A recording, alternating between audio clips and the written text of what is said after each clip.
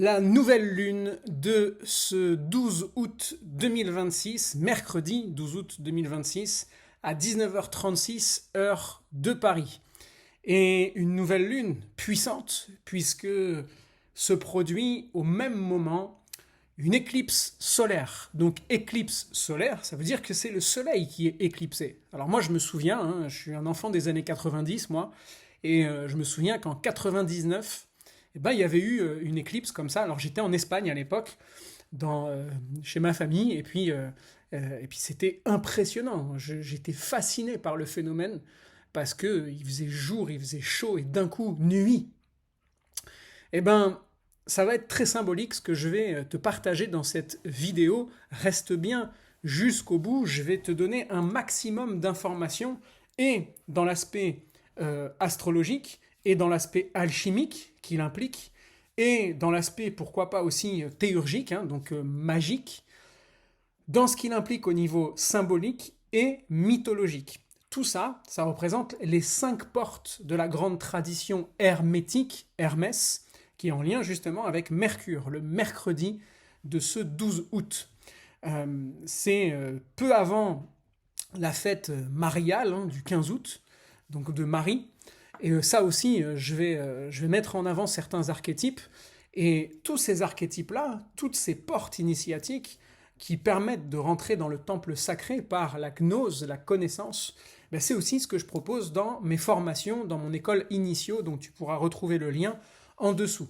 Petite parenthèse, avant que je m'attelle à la tâche de cette nouvelle lune, c'est que la grande nouveauté, tous les modules de la grande formation niveau 1, l'éveil, la grande formation niveau 2, la maîtrise de la force, et le niveau 3 qui est en cours d'élaboration, qui va sûrement avoir lieu là à partir de septembre, qui est au-delà de la force, donc c'est vraiment les enseignements ésotériques de l'astrologie qui vont se passer sur 2 week-ends, et ça c'est sur inscription, il faut déjà avoir des bases en astrologie, donc n'hésite pas à m'écrire en privé si tu veux participer à ce niveau. Mais la nouveauté, c'est que tous les modules déjà créés pour les 2 formations niveau 1 et niveau 2 vont aussi être extraits des grandes formations pour pouvoir faire en sorte que tu bénéficies. Par exemple, si tu veux juste avoir une connaissance sur les planètes, tu vas avoir un module planète que tu vas pouvoir commander sur le site. Si tu veux juste perfectionner tes techniques sur les maisons, tu vas juste pouvoir commander le module sur les maisons. Là où pour l'instant, en tout cas au moment, en ce début août 2026, les modules ne sont accessibles qu'en rentrant dans la totalité de la formation. Donc ça, c'est la grande nouveauté. Une nouvelle lune est une phase d'initialisation. Je le redis à chaque fois, on est dans une respiration cosmique, et cette phase d'initialisation nous implique un démarrage, un commencement. On a donc 28 jours, à peu près, lunaires, et le premier jour, les 28 jours lunaires correspondent aussi aux 28 demeures lunaires qu'on peut retrouver dans les demeures arabes, ou les 27 nakshatras, les 27 demeures lunaires de l'astrologie védique, de l'astrologie hindouiste en fait. Et ce qui veut dire aussi que par analogie, tout est au commencement. Ça, c'est une phrase initiatique, c'est un enseignement initiatique. Tout est au commencement. Le commencement de quelque chose va impliquer tout l'élan vibratoire que le cycle va contenir. Le commencement d'une journée, le commencement d'une relation, le commencement d'une entreprise, le commencement d'un mariage, le commencement d'une activité, n'importe quoi. Tout est au commencement. Et voilà pourquoi, à la base, un consultant venait voir un astrologue pour savoir quel était le meilleur moment astrologique propice au commencement de quelque chose. Tiens, monsieur, voilà, quand est-ce que c'est le meilleur moment pour moi je sais pas, monter mon entreprise, labourer mon champ, partir en voyage. Et là, on consultait le ciel, on regardait comment il allait être configuré, et on trouvait le moment, la porte vibratoire qui allait être la plus propice à ça.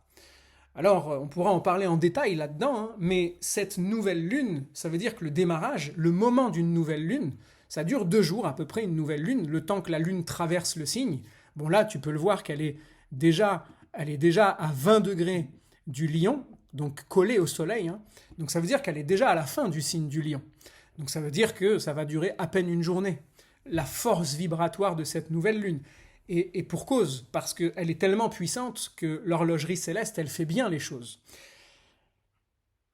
Il y a un amas d'énergie, comme on peut le voir, Mercure dans le signe du Lion, Jupiter dans le signe du Lion, la Lune et le Soleil, et le nœud sud, la queue du dragon, tout ça dans le signe du Lion. C'est ce qu'on appelle un amas d'énergie. Ce qui est très paradoxal, puisque le signe du Lion, l'énergie, la force vibratoire du Lion étant celle de la conscience, le Soleil étant le grand représentant du Lion, d'ailleurs, les anciens l'appelaient le roi lion, puisque c'est à ce moment-là de l'année où il est le plus rayonnant, dans toute sa splendeur, dans toute sa royauté. Et il est gouverné, du coup, le lion, par le soleil, qui est l'émanation christique. Dans la tradition hébraïque, dans l'arbre des séphirotes, la sphère du soleil est gouvernée par Michaël, Michaal, celui qui est comme Dieu, qui détient tous les attributs divins. Mais c'est en nous que ça se passe, ça. Mais là, le grand défi, c'est que ça se joue au moment d'une éclipse, comme je le disais. Alors l'éclipse, elle est en lien avec ce qu'on appelle les nœuds lunaires, qu'on peut voir ici, le nœud sud, et donc en face, pile poil en face, le nœud nord, Rahu, et Ketu, le nœud sud. La queue du dragon, la tête du dragon. C'est tiré d'une histoire, ça, que j'aime beaucoup, très symbolique en fait. C'est qu'à la table des dieux, je la synthétise, à la table des dieux, c'est une histoire qui vient de l'Inde védique, à la table des dieux se réunissent les dieux parce qu'ils ont découvert l'élixir d'éternité. Alors tous les dieux vont vouloir boire à cette coupe. Il y en a un faux dieu qui se déguise, qui est le dragon. Alors le dragon, selon les cultures et les traditions, il a plus ou moins bonne presse ou mauvaise presse. Parfois le dragon représente les forces démoniaques et parfois il représente les forces initiatiques. Le dragon chez les Chinois, c'est plutôt une force bénéfique. Le dragon dans les Védas, il est plutôt démoniaque ou dans le sens destructeur. Et dans notre culture aussi, puisque Michael, il ne soumet pas le diable. Quand on voit l'archange Michael qui, avec sa lance, vient essayer de percer une sorte d'humanoïde avec des cornes, symbolisant le diable, c'est pas la représentation traditionnelle. La représentation traditionnelle, c'est le dragon, qu'on retrouve aussi dans notre culture avec Georges et le dragon, Saint Georges. Donc ça veut dire qu'il vient soumettre ce que représente le dragon, ce sont les 4 éléments en nous, l'eau, le feu, la terre et l'air. Et oui, puisque le dragon crache du feu, il a des griffes pour s'accrocher à la terre, il a des écailles de poisson pour nager dans l'eau, et il a des ailes pour voler dans les airs. Le dragon représente les 4 forces chtoniennes, les 4 forces d'incarnation que sont les 4 éléments, et qu'on est invité à les maîtriser, pas en les tuant, pas en les perçant, mais en les gardant en respect. C'est ce qu'on appelle tenir en respect.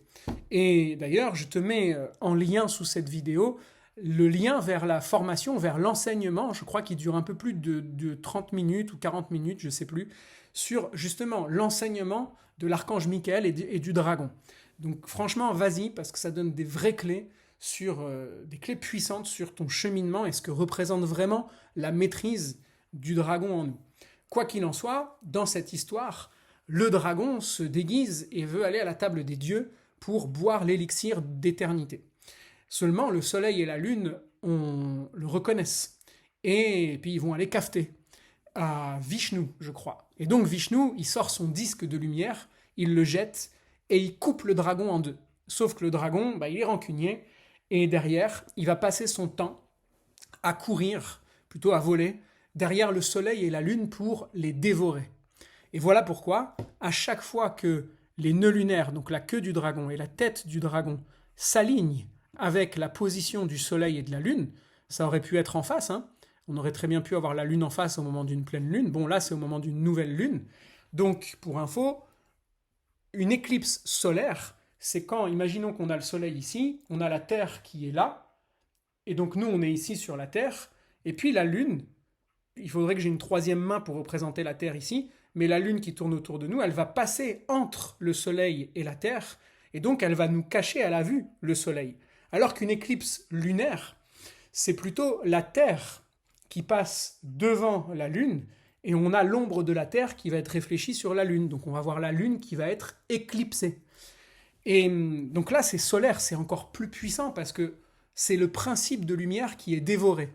Seulement, comme il est coupé en deux, le dragon, c'est sa bouche dévorante qui va venir dévorer le soleil, mais comme il n'a pas de corps pour digérer ça, bah, ça va sortir de l'autre côté. Et donc il est insatiable, indéfiniment. C'est pour ça que des éclipses, il y en a encore et encore et encore.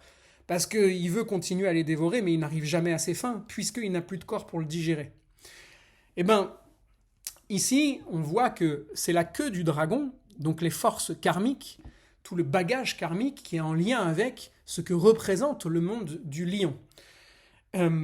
Pour cette nouvelle lune, vigilance à l'éclipsage, si je peux me permettre ce néologisme, à l'éclipsage, c'est-à-dire la poussée vers l'inconscient de la conscience, justement. Si le dragon vient dévorer notre conscience, le soleil, qui est la conscience, est éclipsé, eh ben, on va s'enliser encore plus dans la matière. C'est une sorte d'hypnose générale, si on n'est pas vigilant. Alors que si on sait ce qui se joue, au contraire, on va accueillir ce dragon, on va accueillir ces forces en nous qui veulent jaillir à la conscience, mais sans s'identifier à elle. Le grand problème, c'est quand on s'identifie à nos vieux démons. Et pour ça, c'est important que je te montre la suite. Il y a la demeure lunaire dans laquelle se produit cette nouvelle lune, donc cette éclipse. Elle s'appelle en Inde Ashlesha.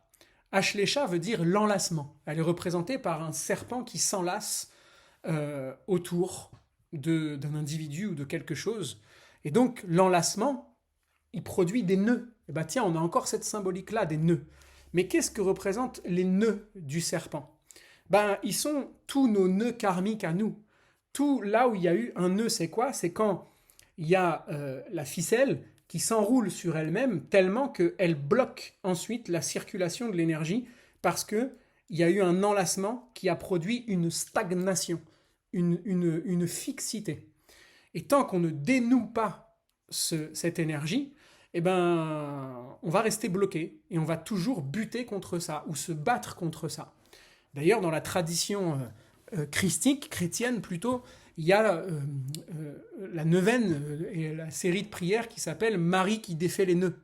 Ben, c'est intéressant parce que 3 jours plus tard, le 15 août, on a justement la fête mariale, Marie, et là on va pouvoir faire appel aussi à cette énergie en nous, Marie qui représente notre âme, à qui on va pouvoir, en tout cas, qu'on va pouvoir éclairer, amener de la conscience pour contribuer à ce que notre âme se défasse de ses nœuds. Quels nœuds? Eh bien les nœuds karmiques, justement.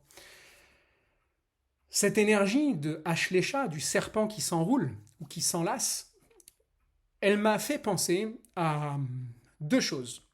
Déjà, le modèle prophétique, donc un modèle prophétique, la symbolique d'un prophète. Un prophète veut dire un inspiré. Et donc c'est celui qui est inspiré par une force spirituelle, donc non humaine. Le modèle prophétique, c'est Moïse. À un moment, le peuple hébreu, qui sont avec Moshe, donc Moshe c'est Moïse, et qui comme d'habitude vont bien l'amocher, c'est-à-dire qu'ils sont un peu ingrats, le peuple hébreu dans le désert, parce que ils sont en manque de nourriture, etc. Alors je ne sais plus ce qui se passe exactement, mais ils se mettent à maudire un peu Moïse, Moshe, parce qu'ils sont en souffrance, et ils se font piquer par des serpents, et ils meurent. Beaucoup meurent. Et là, Dieu va demander à Moïse de fabriquer un serpent d'airain et de l'élever à la vue de tout le monde, de façon à ce que quand les Hébreux se font piquer par des serpents, il faut tout de suite qu'ils regardent le serpent d'airain, et là, ils sont guéris. C'est paradoxal, parce que là, ça vient dire qu'on guérit le mal par le mal. Comment ça? Eh bien, justement, en l'exposant à la conscience. Si le serpent représente le dragon aussi, qui sont nos pulsions inconscientes, nos schémas karmiques inconscients, nos schémas comportementaux, toutes nos mémoires passées, etc., tant qu'on ne les amène pas à l'élévation de la conscience, on tourne en boucle dans les nœuds et on bute sur les mêmes choses. Mais à partir du moment où on les expose, il y a autre chose qui prend forme. Et cette image-là, voilà, ici, il est même dit dans les textes, dans Jean 3,14, Jésus dit, enfin il cite un texte, il dit « Comme Moïse éleva le serpent, il faut de même que le Fils de l'homme soit élevé. » Donc il parle de lui. Donc pourquoi Jésus ici, qui représente le Christ, donc qui est l'énergie solaire pour cette nouvelle lune, hein, d'ailleurs pour toutes les lunes, c'est le Christ solaire, la lumière de la vérité, pourquoi il se compare au serpent? Ça veut dire que le serpent, on peut le retrouver dans la Kundalini, qu'on retrouve dans la tradition védique, qui est la pulsion de vie, la force divine qui va gravir les échelons de la conscience pour se réaliser. D'ailleurs, je te conseille d'aller voir l'ésotérisme du corps humain, puisque le long de notre colonne vertébrale, on se retrouve avec 33 vertèbres. Et donc la Kundalini, qui est cette énergie de pulsion de vie, de force de vie, qui va s'élever le long de ces 33 vertèbres pour atteindre la place du crâne, c'est-à-dire le siège de la conscience. Comment se dit la place du crâne en hébreu? Golgotha. Jésus, qui est le Christ, s'est bien élevé du haut de ses 33 ans pour être crucifié au mont Golgotha, la place du crâne. C'est-à-dire c'est là où la conscience va crucifier l'ego ou les forces limitées ou limitantes de la nature humaine, la nature animale en fait, quelque part. Il faut mourir à soi-même là-dedans. Et donc c'est là tout le travail de la crucifixion de l'ego. Et c'est là où j'en arrive, la crucifixion de l'ego, le jeu des Lego, hein, donc c'est une construction. C'est là où j'en arrive au clou du spectacle mythologique, avec la force d'Hercule. Hercule, Héraclès, la gloire d'Héra, qui pour son 5e travail va devoir aller massacrer le lion de Némée. C'est un lion plus grand que les autres, avec une peau imperçable, et qui vit dans une caverne. Hercule se rend dans cet endroit, et on voit sur la photo qu'il est à nu, Hercule. Il est à nu, donc il ne peut pas œuvrer sur la suite. C'est-à-dire aller vers ses autres travaux, tant qu'il n'a pas passé ce travail initiatique. Donc c'est une étape importante. Il essaie de le tuer avec sa massue, rien n'y fait, il a une peau qui est imperçable, le lion. Et puis à un moment, il met le feu à l'entrée de la caverne, il fait le tour, il l'enferme, il lui saute à la gorge, comme dans cette photo-là, et il l'étrangle. Le lion s'évanouit, Hercule lui arrache une griffe, il lui découpe sa propre peau avec sa propre griffe, et à partir de là, il va ressortir de la caverne avec la peau du lion sur son dos, et avec la tête du lion sur sa tête, et tous les travaux suivants, il va être vêtu de cette peau de lion. L'énergie du lion, donc je réaffiche la carte, l'énergie du lion, la nouvelle lune en lion, c'est l'énergie de la personnalité. Personnalité, persona veut dire les masques. Donc, dans cette nouvelle lune, attention à ne pas nous éclipser encore plus dans les méandres, les tréfonds de nos mémoires passées, de nos enlisements de la personnalité qui a été construite inconsciemment à la force des choses, de nos survies. Aujourd'hui, l'objectif, c'est d'aller saisir consciemment notre personnalité, non pas en se battant contre elle, mais en cultivant un costume qui vibratoirement nous place dans un état d'être où on vibre haut et on vibre fort. L'ego solaire. L'objectif n'est pas de se débarrasser de l'ego, parce que si je jette mon jeu de l'ego, je ne peux plus jouer le jeu de la vie, tout comme si je jette mon costume, je ne peux plus monter sur scène pour jouer mon rôle. La vraie question, c'est de se dire, est-ce que la personnalité que j'incarne, est-ce qu'elle n'est que le diktat de mes vieilles mémoires et du dragon et de mes peurs et de mes mémoires karmiques, ou est-ce que elle est la construction, l'égotique du divin en moi? Autrement dit, est-ce que ce que j'exprime de moi correspond bien à l'ego solaire que je veux incarner dans cette scène humaine, c'est-à-dire jouer le rôle divin qui m'est confié. Dans cette image-là que j'ai montrée de Moïse et du Christ, ça veut dire que ce qui empoisonne, ce qui nous empoisonne, quand c'est élevé devant la conscience, ça devient paradoxalement le support de notre guérison. Et ça me fait penser aussi à un passage de l'évangile de Thomas, enfin l'évangile selon Thomas. Attention, celles et ceux qui s'intéressent à l'ésotérisme chrétien, etc. Quand on dit l'évangile de un tel ou un tel, ça ne veut pas forcément dire que c'est lui qui l'a écrit. Ça, on ne sait pas. Hein. Ça veut dire que c'est selon lui. C'est l'évangile selon cette personne. Et du coup, quand on étudie la vie de cette personne ou ce qu'il représente, eh ben on se retrouve avec des clés pour décoder l'évangile en question. Dans l'évangile selon Thomas, d'ailleurs Thomas qui en grec se dit didyme et qui veut dire le jumeau, tiens, il y a une piste là-dedans hein, que les Templiers aussi avaient sur lesquels ils avaient mis le doigt, hein, donc je te laisse cheminer là-dedans, qui dit « Si vous faites sortir ce qui est en vous, ce que vous avez fait sortir de vous, vous sauvera. Si vous ne faites pas sortir ce qui est en vous, ce que vous ne faites pas sortir vous tuera. » Je répète, si vous faites sortir ce qui est en vous, ce que vous avez fait sortir vous sauvera. Si vous ne faites pas sortir ce qui est en vous, ce que vous ne faites pas sortir vous tuera. Ça veut dire que tout ce qu'on ne veut pas aller à la rencontre en nous, c'est ça qui nous amène à notre perte. Tout ce qu'on veut refouler par les histoires qu'on se raconte, etc. Tout ce qu'on ne veut pas voir de nous-mêmes, parce qu'on tient à une identité, parce qu'on ne veut pas aller explorer certaines choses, ben, c'est ok, mais ça va nous empoisonner à la longue. Par contre, paradoxalement, si je le fais sortir, si je l'amène à la conscience, un peu comme si la lumière rejaillissait de la gueule du dragon pour sortir et se libérer, eh bien ça nous sauve, ça nous libère. D'ailleurs, Dieu sauve se dit Yeshua, Jésus, c'est son nom. Hein. Yeshua veut dire Dieu sauve. Donc, ça veut dire que la conscience, qui est le divin en nous, c'est elle qui nous sauve lorsqu'on accepte de faire sortir ce qu'on ne voulait pas voir. Et c'est là où ça demande un acte authentique. Un acte authentique, Mars, ici, il est dans ce qu'on appelle en chute, dans le signe du cancer, c'est-à-dire le signe le plus difficile dans lequel Mars puisse se trouver, mais pas si difficile que ça si on en fait une force. Rappelle-toi ici que je ne pratique pas une astrologie fataliste, mais vibratoire, qui permet de dire, plutôt que de subir ce que l'univers nous envoie, eh ben, comment je vais pouvoir en faire une force ? Mars qui est surpuissant dans le signe du Capricorne, parce qu'il est maîtrisé, parce qu'il est cadré, il se retrouve dans le signe le plus émotionnel et le plus peureux. Bah pour un guerrier, Mars, c'est pas ce qu'il y a de plus facile à vivre.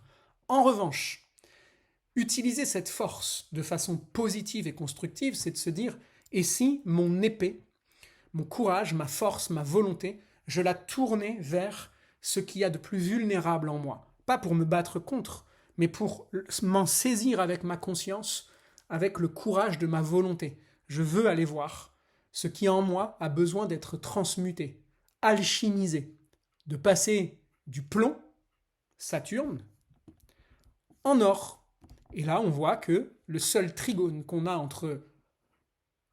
qu'on a pour cette nouvelle lune, Soleil-Lune, c'est Saturne, qui vient envoyer sa force positive au Soleil et à la Lune. Autrement dit, les impulsions de plomb qu'on a en nous, ce qui nous plombe en ce moment, c'est une opportunité magnifique que de l'élever à la conscience pour que ce serpent soit bien exposé à notre vue et qu'à chaque fois qu'on doute, on regarde, à chaque fois qu'on est piqué par nos vieux démons, en ce moment, par les expériences que tu vis, hein, et on en a tous, moi inclus, regarde le serpent en face. Regarde-le en face. Si je fais comme s'il n'existait pas, il va m'empoisonner. Si je le regarde en face, ça sort, ça s'exprime, exprimer, la pression vers l'extérieur. Donc, ça veut dire que ça c'est expulsé, le poison. Mais il est transmuté. Et puis, le dernier point ici, c'est aussi de constater que Vénus, la belle Vénus, se trouve chez elle dans le signe de la Balance. Profitons-en, parce que ça, c'est une force vibratoire non négligeable. Vénus dans la Balance, quelque chose peut nous aider là. Et si j'agissais pour répondre à mes besoins, à ce qui va me replacer dans un nouvel équilibre, une nouvelle harmonie, à m'allier aux bonnes personnes. Donc vigilance, il faut absolument confronter aussi nos relations, là où j'en suis au niveau relationnel, parce que c'est le temps des alliances là, de m'allier aux bonnes personnes. Et ce qui est bon, c'est ce qui respecte les 4 valeurs de Vénus, le beau, le bon, le vrai, le juste. Est-ce que les relations que je nourris, est-ce que tout ça, c'est équilibré à la lumière du beau, du bon, du vrai et du juste? Pratiquons l'art. Je te conseille vraiment de pratiquer les arts.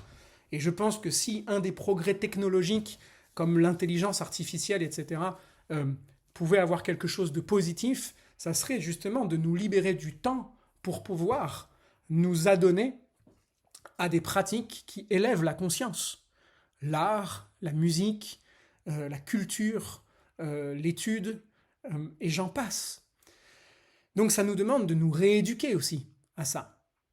Et puis, souvenons-nous que Uranus est dans le signe des Gémeaux, c'est la libre circulation de l'information, Gémeaux. Il n'y a plus rien qui passe, plus rien. On voit en ce moment, là, je regardais encore hier le média Légende, là, qui est sous les projecteurs, ça va vite. Là où avant, ça n'allait pas aussi vite que ça, même ça restait secret, enfoui, il n'y a plus rien qui passe. L'énergie, l'information est libérée abondamment, tellement que tous les faux semblants sont exposés comme le serpent. Et donc c'est aussi comme ça qu'on va pouvoir nous aligner vibratoirement en tant qu'humanité et puis de nous souvenir que tout ce qui peut nous plomber, tout ce qui peut voir en ce moment, je voyais les aléas que des personnes comme la table de Gaïa, des paysans, vivent comme difficulté avec les forces de l'ordre qui viennent, les forces de l'ordre. Ordre se dit cosmos en grec. Les forces du cosmos ne sont certainement pas l'incarnation des forces humaines sociales aujourd'hui, qui sont plutôt l'inverse du cosmos, qui se dit chaos, destruction. C'est les forces de la destruction. Elles servent ce qui va à l'opposé de la vie. Ce sont des forces contre-initiatiques.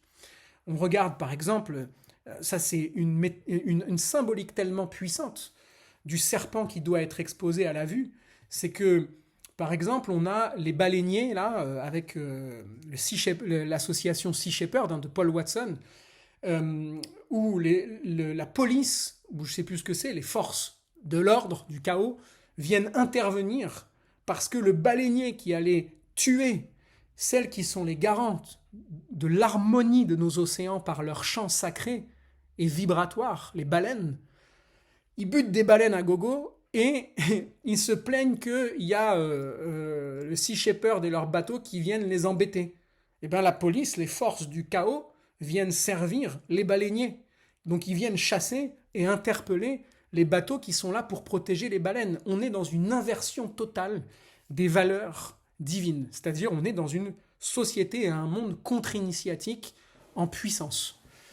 Eh bien c'est à nous d'exposer ça à la pleine conscience et de ne pas nous laisser avoir dans notre complot intérieur. S'il y a bien une conspiration qui existe, elle se joue avant tout et surtout à l'intérieur de chacun d'entre nous.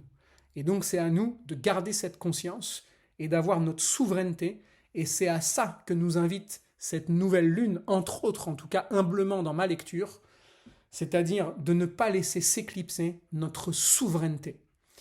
Allions-nous, le véritable compagnonnage spirituel, il est dans le grand groupe humain et du vivant dans lequel on vit, et ne nous laissons pas endormir la conscience, éclipser notre conscience par le désespoir, mais au contraire par l'authenticité de notre conscience retrouvée.